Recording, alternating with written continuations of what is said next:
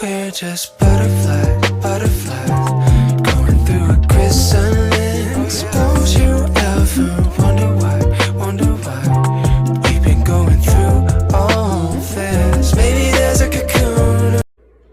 Olá, eu sou a aluna Ana Rafaela Gladys Rodrigues, do Instituto Federal de Educação, Ciência e Tecnologia de Mato Grosso, campus Alta Floresta, Centro de Referência de Paranaíta, curso técnico agropecuária integrado em ensino médio. E hoje eu trouxe um vídeo avaliativo na disciplina de Biologia, onde eu irei abordar sobre os répteis, com orientação da professora Letícia de Oliveira Rosa. Bom, para iniciar, os répteis pertencem ao reino animal e são caracterizados como vertebrados que pela primeira vez conseguiram a conquista do ambiente terrestre.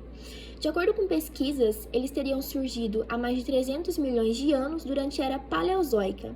Deram origem às aves e aos mamíferos e têm como ancestral os anfíbios. O processo evolutivo possibilitou uma nova estrutura esquelética nos animais que viviam nas águas, e dessa forma eles se tornaram mais robustos, com músculos e escamas que lhes protegiam da exposição ao sol e também da aridez da terra. Outros processos de grande importância para os répteis foram, por exemplo, o melhoramento dos pulmões, o desenvolvimento de pernas e também a possibilidade de colocar ovos com casca dura e fora da água. Ou seja, esses animais passam a não depender do ambiente aquático para a reprodução. E além disso, o cérebro dos répteis se tornou maior, o que possibilitou uma melhoria nas estratégias de caça. Esses seres vivos não possuem uma temperatura corporal constante, ou seja, eles são exotérmicos, e este fato impossibilita eles de serem encontrados, por exemplo, na Antártida, onde há uma temperatura extrema. Eles geralmente são localizados nos trópicos e nos subtrópicos. Nós podemos classificar os répteis em 4 ordens distintas, sendo elas a quelônia, a crocodília, a esquamata e a rinconcefalia. Em relação à ordem quelônia, ela integra os jabutis, as tartarugas e os cágaros. Esses animais apresentam uma carapaça e um ventre rígido que se fundem com as placas ósseas dérmicas. Esses elementos, juntamente com o escudo em volta do corpo, os protegem, por exemplo, contra predadores. Essa espécie pode ser encontrada no mar, em ambientes de água doce e também em terra firme. Eles não apresentam dentes, porém conseguem cortar alimentos por meio de um bico com lâmina. Já a ordem crocodília integra os jacarés e os crocodilos, que são os maiores répteis encontrados na natureza. Eles são animais caracterizados por serem predadores semiaquáticos, apresentam um corpo revestido por placas córneas, que é uma casca que envolve a pele, apresentam 4 patas com garras, cauda e também colocam seus ovos em buracos na terra. Em contrapartida, a ordem esquamata é representada pelas cobras e lagartos. Esses tipos de répteis são caracterizados por possuírem um corpo coberto por escamas e também por não apresentarem a parte inferior do crânio. Por fim, a ordem rinconcefalia pode ser representada pela tuatara, que é uma espécie que vive na Nova Zelândia e é o único representante vivo atualmente. Esse réptil é um réptil que apresenta os dentes fundidos ao maxilar e também vive em ambientes frios, podendo chegar até mesmo aos 100 anos de idade. Em relação à anatomia e fisiologia, os répteis apresentam características que os diferem dos outros animais. Como vimos anteriormente, por exemplo, a pele pode ser revestida ou por uma carapaça ou por escamas. As cobras, lagartos, jacarés e crocodilos apresentam uma musculatura bem desenvolvida. Porém, nos cágados, jabutis e tartarugas, essa estrutura é desenvolvida somente na parte do pescoço. O esqueleto desses animais é ossificado e a sua grande maioria apresenta apenas 3 cavidades no coração, sendo eles um ventrículo e 2 aurículas. O sistema respiratório dos répteis é mais complexo que os dos anfíbios.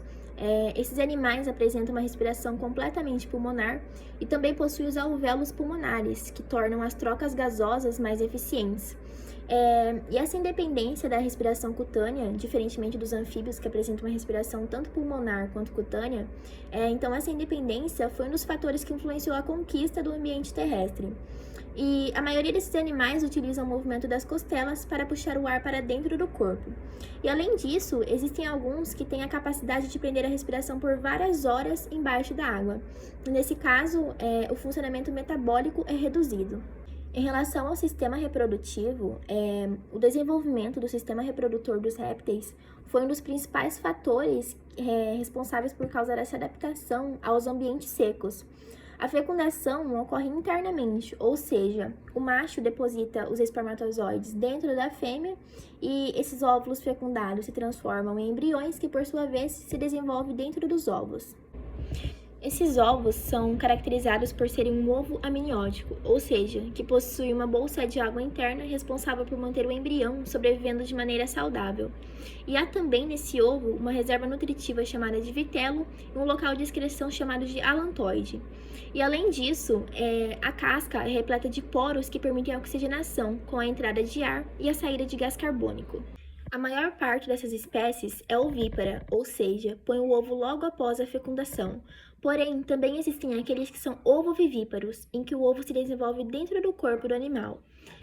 A determinação do sexo dos répteis, como os lagartos e crocodilos, está relacionada à temperatura do ambiente na fase inicial de desenvolvimento do embrião.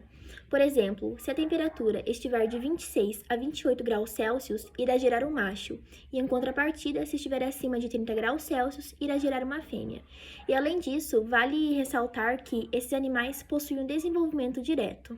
Em relação à excreção, o excreta desses animais é o ácido úrico, que é praticamente insolúvel em água, ou seja, é muito vantajoso principalmente àqueles que vivem em ambientes secos, pois reduz a eliminação de água pelo corpo.